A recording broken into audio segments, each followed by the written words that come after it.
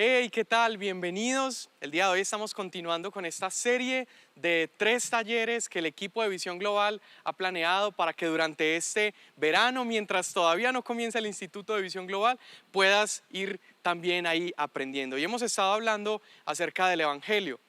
El taller anterior trató acerca de la importancia del Evangelio.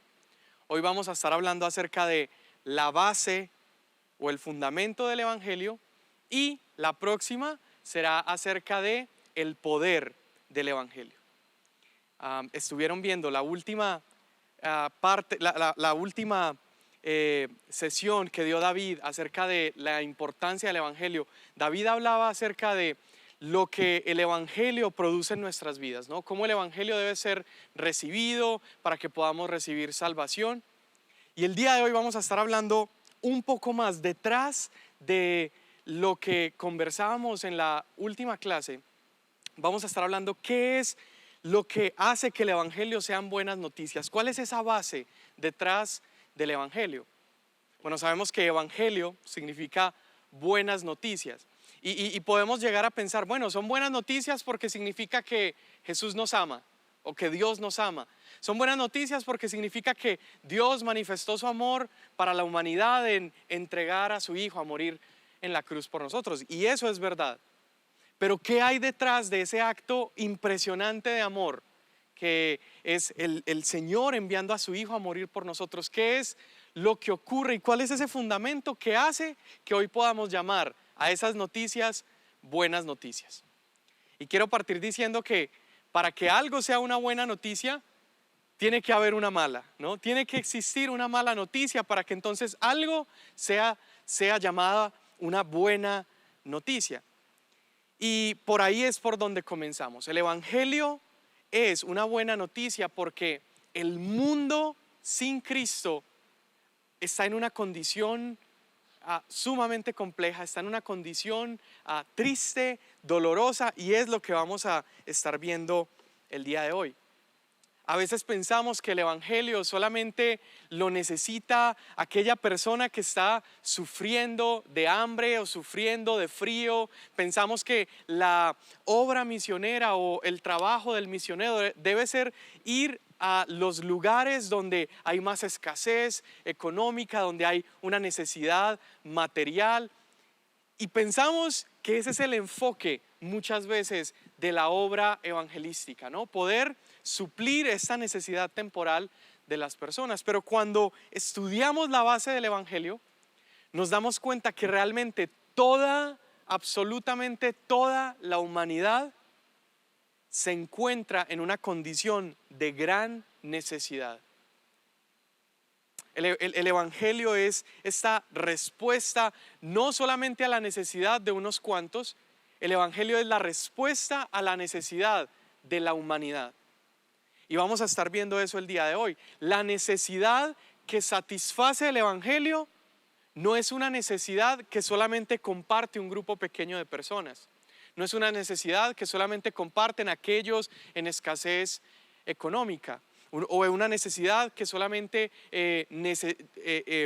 comparte personas en lugares aislados de la tierra, sino que el Evangelio es la respuesta, es la solución a un problema en común que comparte toda la humanidad.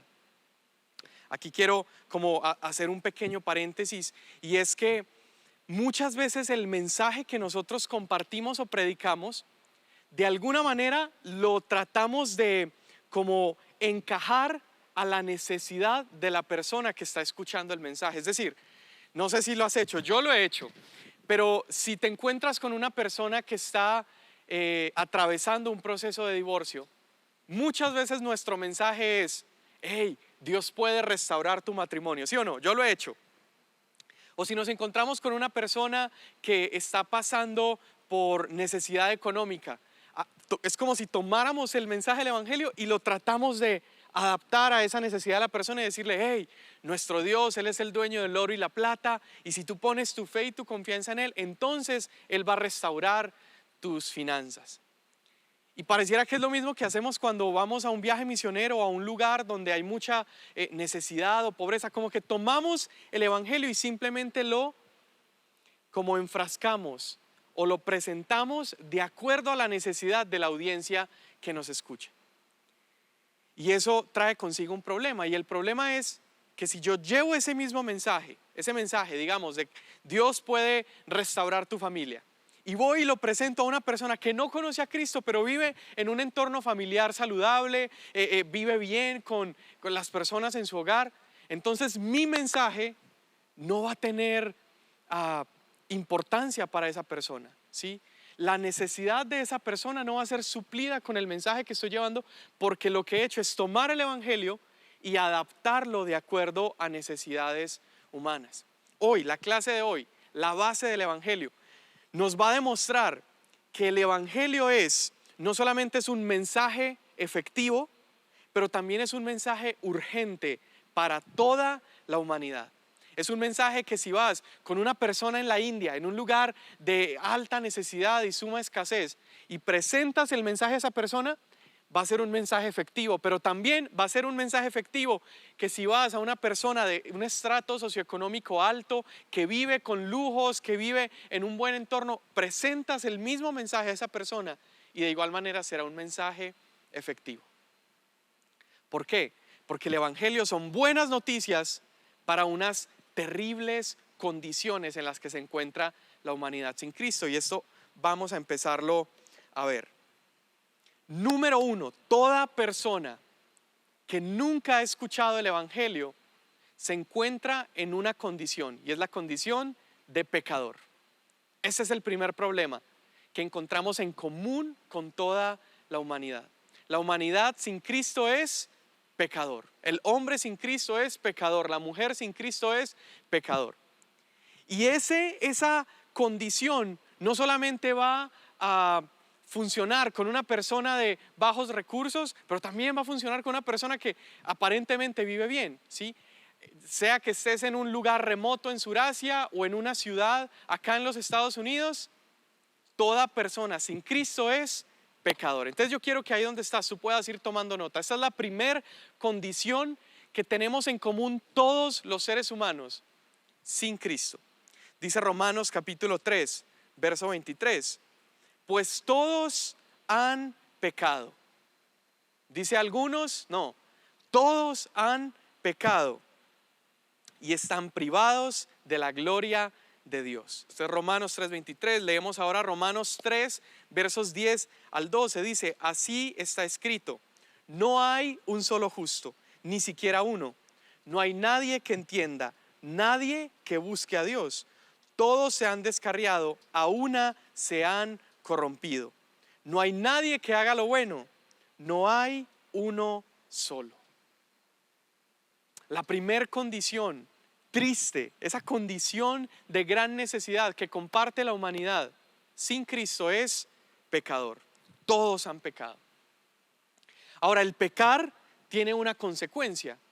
El pecar produce y provoca algo. Número 2 dice la palabra en Santiago capítulo 2, verso 10, dice, porque el que cumple con toda la ley, pero falla en un solo punto, ya es culpable de haberla quebrantado toda. Entonces, si todos han pecado, si todos han quebrantado por lo menos uno de los mandamientos, toda la humanidad ha quebrantado por lo menos uno, entonces toda la humanidad se encuentra en la condición que Santiago capítulo 2 nos dice. Y es que dice, el que falla en un solo punto ya es culpable. Entonces la segunda condición que tienen en común todos los seres humanos sin Cristo es que son culpables de haber transgredido la ley de Dios. Primera de Juan capítulo 3 verso 4 dice, todo el que comete pecado quebranta la ley. De hecho, el pecado es transgresión de la ley. Entonces vuelvo a lo que decía al principio, muchas veces pensamos, el evangelio es bueno porque manifiesta el gran amor que Dios tiene hacia la humanidad. Pues mucho más que eso, el evangelio es bueno y es efectivo porque la humanidad sin Cristo se encuentra en una condición desfavorable. Y es que número 1 es pecador, número 2, la humanidad sin Cristo es culpable de haber transgredido la ley. ¿Cuál es esa tercera condición que comparte toda la humanidad? Esa tercera condición es también una de las consecuencias del pecado. Nos dice la palabra en Romanos capítulo 6, 23. Dice, porque la paga del pecado es muerte. La paga del pecado es muerte. Entonces vamos yéndonos en orden. Primero leíamos que todos han pecado, no hay ni un solo justo. Entonces, si todos pecaron, todos son culpables. Y si todos son culpables, entonces toda la humanidad sin Cristo está muerta. Porque dice Romanos 6:23 que la paga del pecado es la muerte. Vámonos a Efesios capítulo 2 versículo 1. Dice, en otro tiempo ustedes estaban muertos en sus transgresiones y pecados. Es decir, antes de haber recibido el evangelio, en otro tiempo, ustedes se encontraban en una condición de muerte. Estaban muertos en sus delitos y pecados. Romanos capítulo 5 verso 12 lo dice de esta manera: por tanto, como el pecado entró en el mundo por un hombre y por el pecado la muerte, así la muerte pasó a todos los hombres por cuanto y todos pecaron. Entonces acá lo que estamos haciendo es agravar, pero no estamos exagerando la condición, estamos simplemente mostrando por qué el evangelio es, número uno, efectivo, y número dos, urgente. ¿Cuál es esa base? ¿Qué es lo que hay detrás de este mensaje tan precioso que llevamos, que hace que el mensaje sea efectivo, pero también urgente? Cuarta condición que comparte la humanidad que aún no ha escuchado este mensaje. Esa condición es una condición de esclavitud, ¿sí? Entonces, número uno, pecadores. Número dos, culpables. Número tres, muertos en los delitos y pecados. Y número cuatro, esclavos. Romanos capítulo 6 verso 16 dice así: ¿acaso no saben ustedes que cuando se entregan a alguien para obedecerlo, son esclavos de aquel a quien obedecen? Claro que lo son, ya sea del pecado que lleva a la muerte o de la obediencia que lleva a la justicia.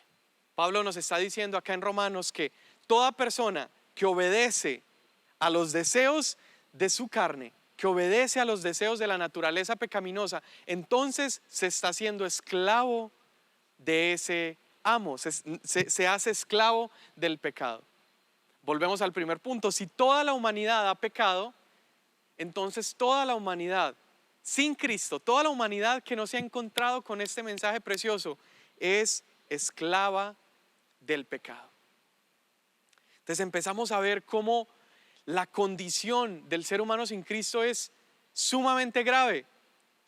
La compasión que tú y yo debemos sentir por aquellos que no han escuchado el mensaje no solamente debe ser una compasión basada en necesidades temporales o necesidades materiales. Es decir, cuando vas en tu carro manejando y llegas a un semáforo y te encuentras a un niño que está pidiendo limosna y te pones a pensar, es que está lloviendo, está haciendo frío, pobre niño, ¿no? Eso nos produce compasión. Pero la urgencia y la compasión, más que por esa necesidad temporal o material del niño, la urgencia debería de ser por esta necesidad espiritual y por esta condición triste en la que se encuentra toda persona sin Cristo. Pecador, culpable, esclavo del pecado, muerto en los delitos y transgresiones.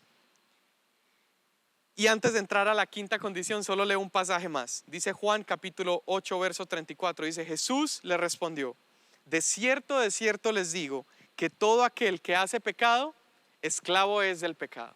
Entonces Jesús nos está aquí en sus propias palabras, está comprobando que toda la humanidad, ya que todos han pecado, se encuentran en una condición de esclavitud hacia el pecado. ¿Cuál es esa quinta condición que comparte toda la humanidad? Bueno, el pecado es directamente estar ofendiendo al Señor, ¿sí? Pecar es escoger algo de un valor minúsculo y decirle al Señor: no me interesas tú, yo prefiero esto que tiene menor valor. Es decir, el pecado es una ofensa, es una transgresión directa a la gloria de Dios, a la belleza de Dios, a la grandeza de Dios. Entonces, todo ser humano ha escogido pecar. ¿Qué quiere decir eso? Todo ser humano ha escogido rebelarse ante Dios. Todo ser humano ha escogido darle la espalda a Dios, rechazar su grandeza, rechazar su belleza, rechazar su gloria y escoger algo diferente. La Escritura nos dice que eso ofende a Dios. Y como eso lo ha ofendido, eso nos pone a nosotros en una condición, y es que eso nos hace enemigos de Dios. El pecado nos hace enemigos de Dios, provoca una enemistad. ¿Sí? La enemistad trae consigo también separación. Yo no puedo convivir con alguien que es mi enemigo. ¿Sí? ¿Por qué? Porque no hay una relación. Entonces, esa quinta condición es enemistad con Dios. Romanos capítulo 8, versos 7 y 8 dice: por cuanto los deseos de la carne son enemistad contra Dios, porque no se sujetan a la ley de Dios, ni tampoco pueden. O sea, no lo hacen, pero tampoco tienen la facultad de hacerlo. Verso 8, y los que viven según la carne no pueden agradar a Dios. Es decir, todo ser humano sin Cristo se encuentra persiguiendo sus propios deseos. Cuando dice aquí los designios de la carne, está persiguiendo aquello que la carne desea. Y eso está directamente rechazando lo que el Espíritu desea, lo que Dios desea. Entonces eso provoca enemistad. Romanos capítulo 5, verso 10 lo dice de esta manera. Dice: cuando éramos enemigos de Dios, fuimos reconciliados con Él mediante la muerte de su Hijo. Con cuánta más razón, habiendo sido reconciliados, seremos salvados por su vida. Sé que acá estoy llevando varios puntos, varios pasajes, espero que estés tomando nota. Y vamos al último punto, el sexto punto. ¿Cuál es esa sexta condición que comparte toda la humanidad que aún no ha escuchado el mensaje que tú y yo portamos? Esa condición es que todo ser humano que ha cometido pecado, que es culpable de haber transgredido la ley de Dios, que está muerto en esos delitos y transgresiones, que es un esclavo del pecado y es un enemigo de Dios, también esa persona es objeto de la ira de Dios. Mira qué fuerte eso. Toda persona que no ha escuchado el Evangelio es el objeto de la ira de Dios. Y acá quiero solamente mencionar algo. Hemos escuchado tantas veces, ¿no?, que Dios ama al pecador, ¿verdad? Y de alguna manera esto es cierto. Dice la Escritura en Juan 3:16 que de tal manera amó Dios al mundo que ¿qué hizo? Envió a su Hijo unigénito para que todo aquel que en Él crea no se pierda, sino que tenga vida eterna. Pero entonces, ¿cómo es que vamos a entrar a decir que una persona que es enemiga de Dios y que es el objeto de la ira, cómo puedo yo decir que una persona es objeto de la ira, pero también es una persona que es amada por Dios? Bueno, déjame, te lo explico. Dice Efesios capítulo 2, versículo 3, dice: en ese tiempo también todos nosotros vivíamos como ellos, hablando de aquellos que no han recibido el Evangelio. Todos nosotros vivíamos como ellos, impulsados por nuestros deseos pecaminosos, siguiendo nuestra propia voluntad y nuestros propósitos. Como los demás, éramos por naturaleza objetos de la ira de Dios. Aquí la Escritura nos está diciendo que toda persona que sigue su propia voluntad y sigue sus propios propósitos, y toda persona que es impulsado por los deseos pecaminosos, es decir, toda la humanidad sin Jesús, se encuentra como el objeto de la ira de Dios. Dice, por naturaleza. Es decir, desde que el ser humano nace en este mundo caído, en este mundo que se ha rebelado de la ley de Dios, que ha decidido rechazar a Dios, el ser humano, su naturaleza es ser objeto de la ira de Dios, porque el Señor en su santidad, Él no puede convivir con una persona que está directamente ofendiéndole. Entonces parece que nos encontramos acá un problema, pero no, déjame, continúo. Dice Salmos 7:11: Dios es justo y Dios está airado contra el impío todos los días. Entonces, ¿ama Dios al pecador o está Dios airado con el pecador? ¿Dios ama al pecador o el pecador es el objeto de la ira de Dios? Continúa el Salmo, dice: el Señor es Dios celoso y es vengador. El Señor es vengador y lleno de indignación. Se venga de sus adversarios y guarda enojo para sus enemigos. Vimos el punto anterior, que los deseos de la carne nos llevaban a enemistad con Dios. Y ahora estamos leyendo en el Salmo 7 que el Señor guarda enojo hacia sus enemigos. Pero mira cómo termina el Salmo, dice: el Señor es tardo para la ira y grande en poder. No tendrá por inocente al culpable. Ahora quiero leer también Nahum, capítulo 1, versos 2 y 3. No lo tengo acá en mis notas. Olvidé anotarlo acá, pero tú puedes anotar Nahum, capítulo 1, verso 2 y 3. Entonces, ¿cómo conciliamos esto que estábamos diciendo? ¿Es Dios un Dios que está amando constantemente al pecador o es Dios que está airado contra el pecador? Bueno, acá hemos leído muy claramente que el Señor derrama su enojo contra todo aquel que le ofende a Él. Entonces Dios está derrama su enojo hacia el pecador. Pero Dios manifestó su gran amor hacia el pecador porque Él es lento para la ira, ¿sí? Y es grande en misericordia. Dios mostró su gran amor para el pecador en que al pecador le dejó un camino abierto, que es Cristo Jesús, ¿sí? El Señor muestra su amor hacia el pecador en que aún siendo pecadores, Él dejó un camino abierto, que es Cristo Jesús, para que todo pecador pueda salir de esta condición de ser objeto de la ira de Dios y pueda entonces entrar a una condición donde disfruta plenamente de su amor. Creo que sería complejo decir que Dios está todo el día derramando su ira hacia el pecador. Eso no sería razonable de decir, porque si Dios estuviera derramando su ira hacia el pecador todo el día, entonces toda la humanidad sería consumida en un instante.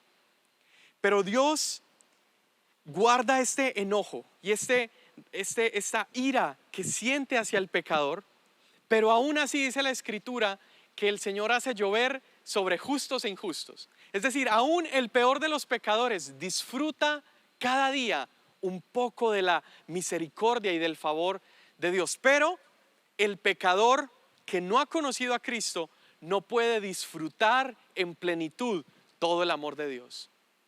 Porque todo el amor de Dios lo va a poder disfrutar únicamente cuando pase de esta condición de pecador, de ser esclavo, de ser enemigo, de ser culpable y de ser objeto de su ira. Solamente va a poder disfrutar de este pleno amor cuando se convierta en hijo de Dios, cuando ahora esté disfrutando de esta relación con Él. Entonces vemos de este lado toda una lista de problemas o de condiciones terribles en las que se encuentra el ser humano. Y es aquí cuando llega el Evangelio, es aquí cuando las buenas noticias entonces son buenas noticias. Porque ahora no es solamente que una persona sin Cristo se encuentra en depresión y entonces el Evangelio le puede traer gozo. Ya no solamente es que un matrimonio se está divorciando y entonces el Evangelio le puede traer restauración familiar.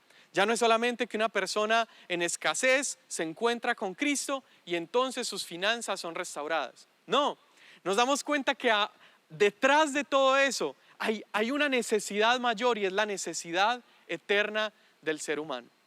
Pecador, culpable, enemigos de Dios, muertos en los delitos y pecados, esclavos al pecado y objetos de la ira de Dios. Escucha, no existe un solo ser humano que sea capaz de salir de esta condición sin primero abrazar el Evangelio. Por eso es que el evangelio es importante y esa es la base del evangelio, es lo que hace que el evangelio pueda transformar esta condición terrible y penosa del ser humano. Cuando Cristo, escuchábamos la última clase con David, que el evangelio consiste en Cristo viniendo a este mundo, en su muerte, en su resurrección, en su ascensión. Esa es la buena noticia, ese es el evangelio. Pero cuando Cristo muere, resucita y asciende, ocurren varias cosas. Y esto en teología algunos le han llamado las doctrinas de la cruz. Tiene diversos nombres, pero vamos a estar viendo esas bases. ¿Qué es lo que ocurre en la cruz que permite que un hombre, una mujer, una persona en estas condiciones pueda ahora pasar a vivir en salvación y pueda pasar a disfrutar de toda una vida nueva que Dios tiene para dar? Vemos en Génesis capítulo 3, verso 21, cuando el ser humano ha cometido pecado, que están desnudos, Adán y Eva se encuentran desnudos, ellos tratan en sus propias fuerzas, tratan de tapar su desnudez. ¿Te acuerdas de esto? ¿Qué hacen? Van, toman unas hojas de higuera, se tratan de tapar ahí como pudieron. Y esa es una muestra, es el claro ejemplo del vano intento del ser humano por cambiar su condición. La base del evangelio es poderosa porque no solamente suple esa necesidad de afuera, sino que va hacia la raíz y ahí trae transformación. ¿Qué hace el Señor en ese momento con Adán y Eva? Dice la escritura en Génesis 3:21 que el Señor tomó pieles de animales y los vistió. Ahí esto nos está mostrando algo precioso que era un reflejo de lo que iba a venir con Cristo en su muerte, resurrección y ascensión. Y era que el Señor iba a tomar, así como tomó a ese animal inocente y lo sacrificó. Ojo, este es el primer asesinato registrado en toda la escritura. Y ocurre en manos de Dios. Un Dios que unos pasajes antes había creado a los animales, volteó a ver y dice, y dijo Dios que era bueno. Dios vio lo que había creado y estaba satisfecho con esa creación. Ese mismo Dios debe ahora tomar un animal inocente, sacrificarlo, sangre es derramada. Yo me atrevo a pensar que incluso Adán y Eva estaban presentes en ese momento viendo la consecuencia de su pecado, viendo esa sangre derramarse. Por primera vez estaban viendo eso. Todo porque la paga del pecado es muerte. Pero el único que puede suplir esa gran necesidad, esa terrible condición en la que se encuentra el ser humano es Dios mismo. Y por eso Dios hace esas pieles, viste a Adán y Eva y satisface esa condición en la que ellos se encontraban. Esto es solamente un cuadro de lo que ocurre ahora con las buenas noticias del evangelio. Cristo Jesús, Dios mismo, viene a este mundo porque el mundo era incapaz de satisfacer los criterios de Dios, de vivir a la estatura de Dios. Entonces Dios mismo viene para suplir esa terrible condición, para sanar esa terrible condición y suplir esa necesidad espiritual en la que se encontraba la humanidad. Cristo entonces viene, muere en la cruz y ocurren varias cosas allí. Lo primero que ocurre es algo que se llama la regeneración. Regeneración. Vamos a primera de Pedro capítulo 1 verso 23. Dice, pues ustedes han nacido de nuevo, no de simiente perecedera, sino de simiente imperecedera, mediante la palabra de Dios que vive y permanece. Me encanta cómo empieza. Dice, ustedes han nacido de nuevo. No de algo perecedero, no de algo que pueda haber sido provocado por los hombres. No, ustedes han nacido de nuevo mediante la palabra de Dios que vive y permanece. En la cruz lo primero que ocurre es un nuevo nacimiento. Eso significa regeneración, ser generado otra vez, ser regenerado. Santiago capítulo 1 verso 18 dice, Él, hablando de Dios, de su voluntad nos hizo nacer por la palabra de verdad para que seamos primicia de sus criaturas. Entonces, recuerda la primera condición en la que está el ser humano y por lo que el evangelio es importante. La primera condición es que el ser humano sin Cristo es pecador. La segunda condición es que el ser humano sin Cristo es muerto, ¿sí? Entonces, esto que ocurre en la cruz, la regeneración, viene a suplir esa necesidad. El ser humano estaba muerto, ocurre la regeneración y ahora el ser humano, después de haber abrazado el evangelio, ahora está vivo. Tenemos algo más que ocurre en la cruz y es la santificación.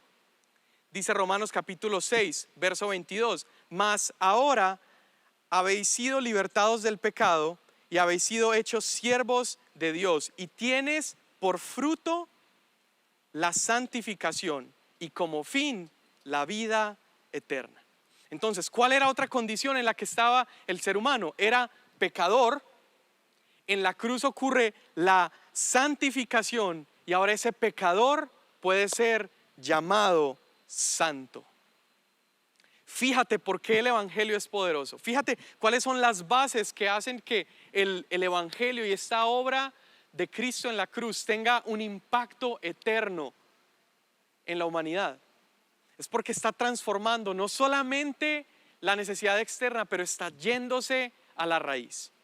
Entonces ocurre la santificación para el pecador y ahora el pecador es llamado santo. Ocurre la regeneración para el ser humano que está muerto en sus delitos y pecados y ahora está vivo en Cristo. Y no solamente una vida nueva en este mundo, pero una promesa de vida eterna.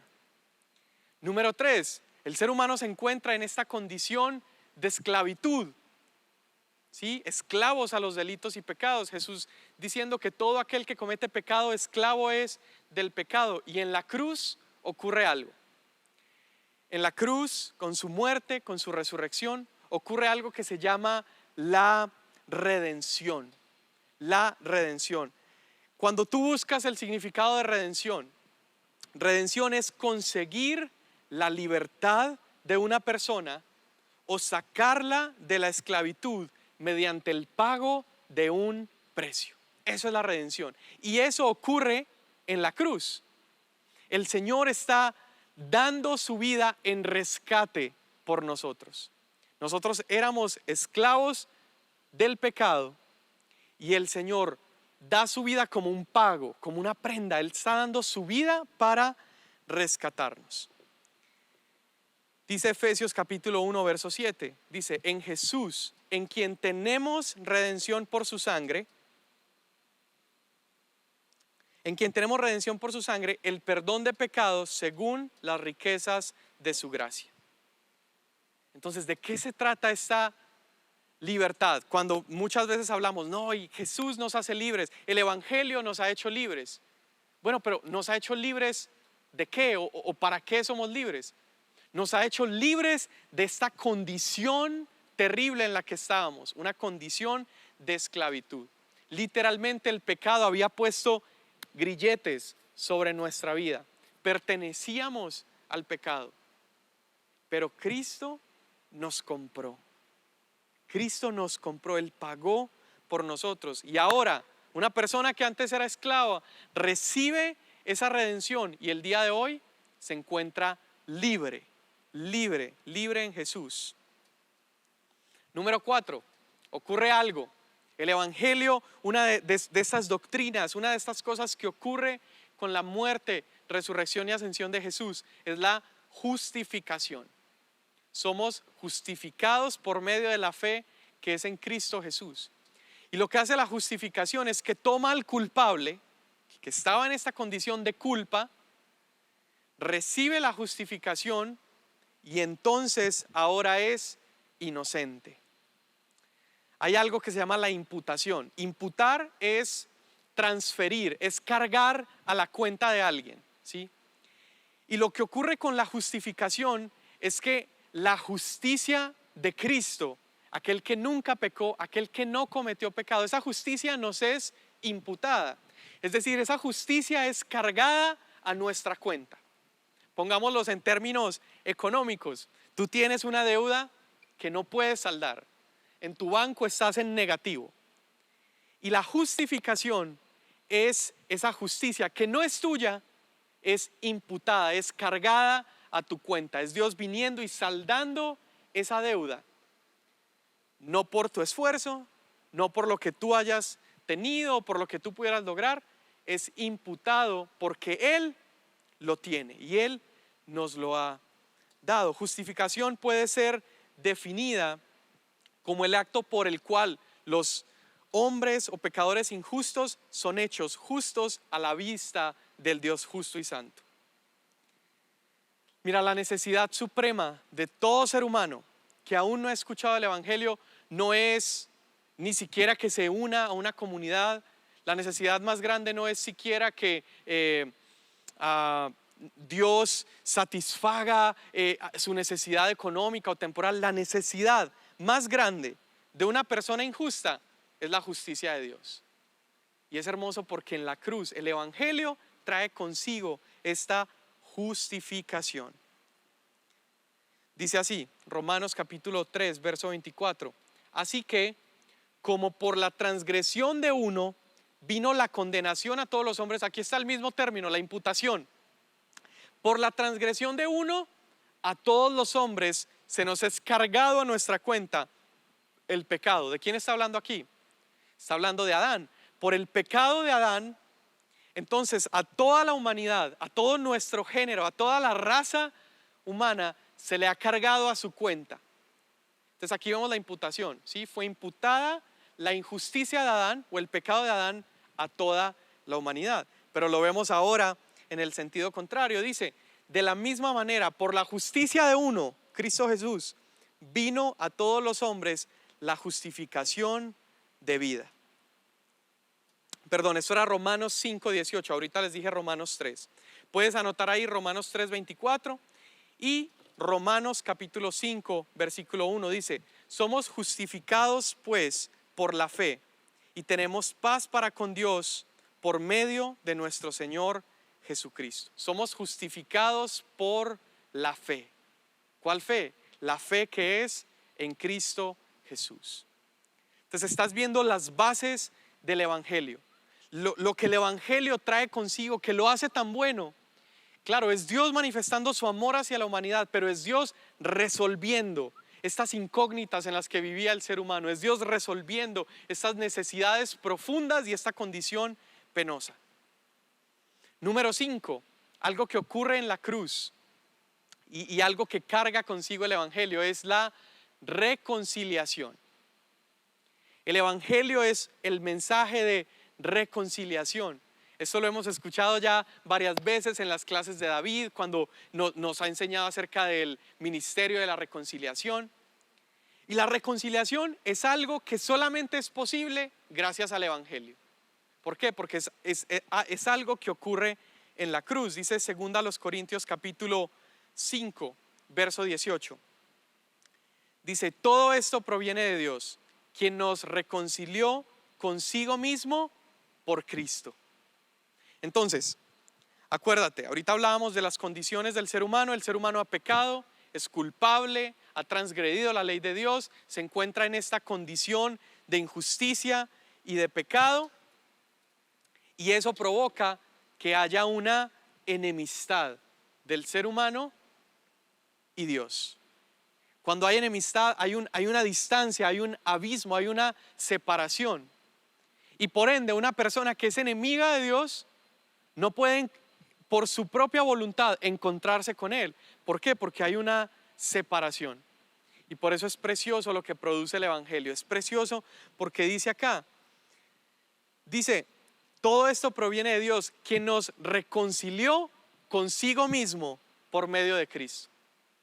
Es decir, la cruz es ese puente que conecta al hombre pecador, al hombre que está en una condición de enemistad con el Dios Santo.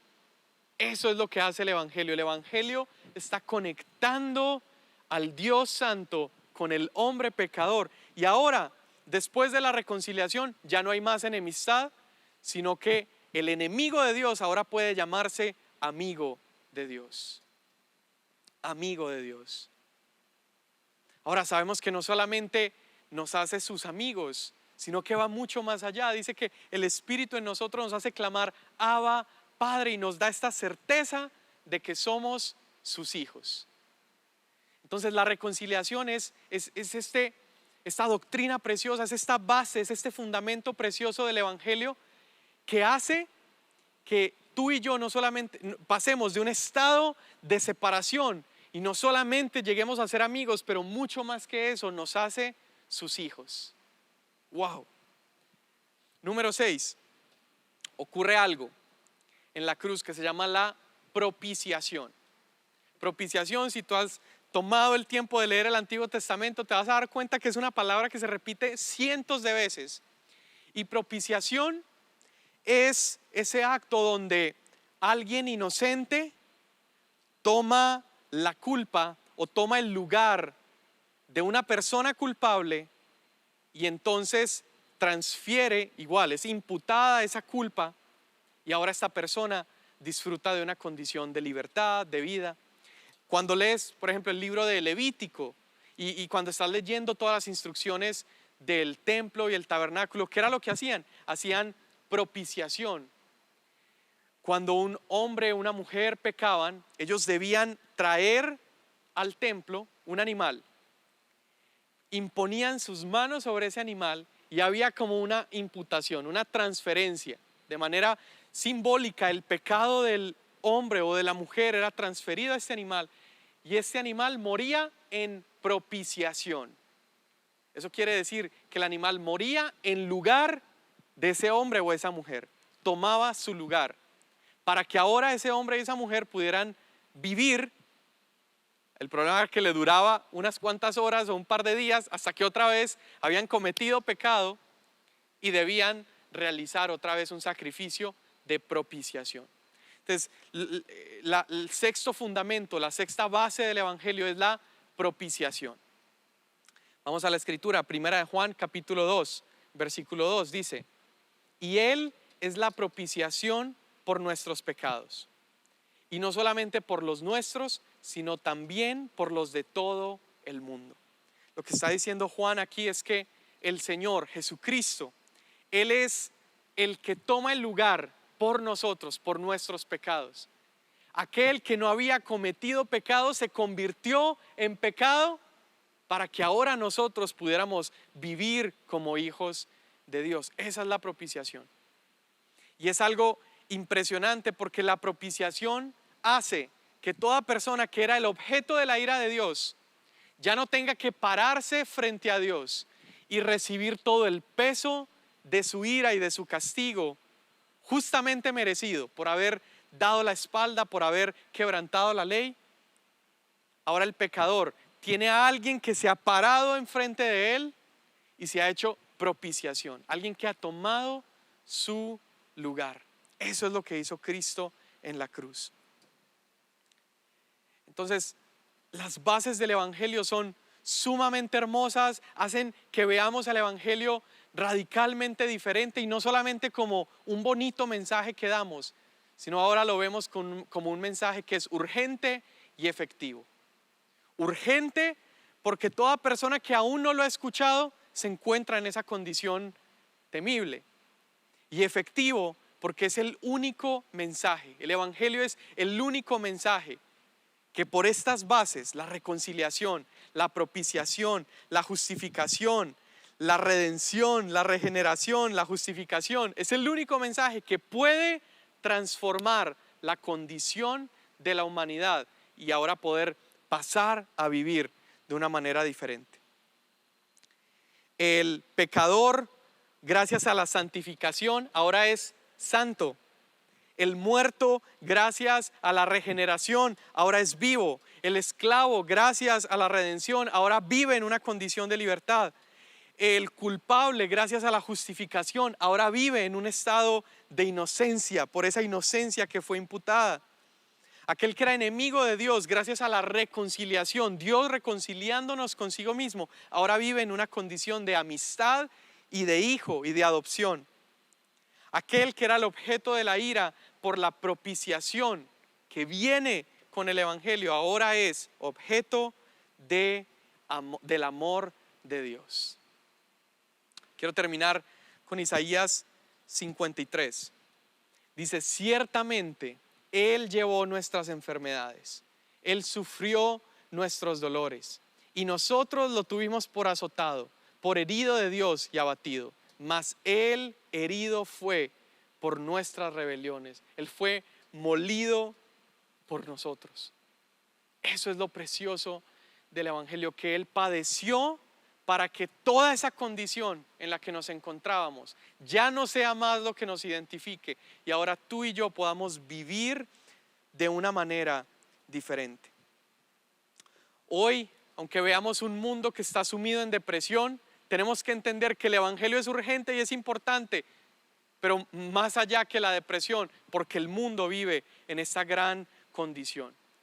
No vamos a países donde hay escasez económica porque nuestra urgencia o nuestra prioridad sea traer agua potable a estos lugares o traer nuevas estrategias económicas. No, la urgencia y el motor que nos lleva a llevar el Evangelio a estos lugares es porque es el único mensaje capaz de transformar la condición del hombre. Oremos juntos. Señor, gracias Dios por el Evangelio, gracias por el mensaje de la cruz. Gracias Señor porque es únicamente a través de tu precioso Evangelio donde se ha hecho ese intercambio hermoso, donde el justo, el Hijo de Dios, tu amado Hijo unigénito, muere en mi lugar. Él se hace propiciación por mis pecados. Él se hace pecado por nosotros, que estábamos en una condición de la cual aparentemente ya no había salida, ya no había escapatoria. Gracias Jesús, gracias porque por tu muerte, por tu resurrección y tu ascensión, Señor, ahora podemos disfrutar de la plenitud de vida que has diseñado para nosotros, porque ahora estamos vivos en tu presencia, ahora somos libres en ti, porque ya no hay esclavitud. Gracias Señor porque nos has dado una nueva vida en Cristo, porque ahora somos tus amigos Señor, y has unido y has cerrado esa brecha, ese espacio que había entre Dios y los hombres. Señor, gracias. Permítanos en este día entender estos fundamentos, estas columnas, estos pilares del Evangelio. Y que esto no solamente nos lleve a un progreso intelectual, pero que esto nos lleve a un accionar en lo diario y en lo cotidiano. Que entender, Señor, la justificación, la propiciación, la redención, la santificación, todo esto nos lleve, Señor, a vivir con una urgencia y a vivir, Señor, siendo tus heraldos, siendo, Señor, mensajeros y embajadores tuyos. Padre, llévanos a lugares donde hay necesidad. Es decir, llévanos a nuestras familias, llévanos a nuestras colonias, llévanos a nuestra ciudad, llévanos a otras naciones, y entonces podamos anunciar el mensaje del Evangelio que es capaz de transformar la humanidad. Gracias te damos, Señor, en el nombre de Jesús. Amén. Bueno, pues esta fue la segunda clase, el segundo taller acerca de las bases del Evangelio. Cualquier duda, cualquier pregunta que tengas, no dudes en escribir al equipo de Visión Global, y nos vemos en la próxima clase que habla acerca del poder del Evangelio. Un abrazo.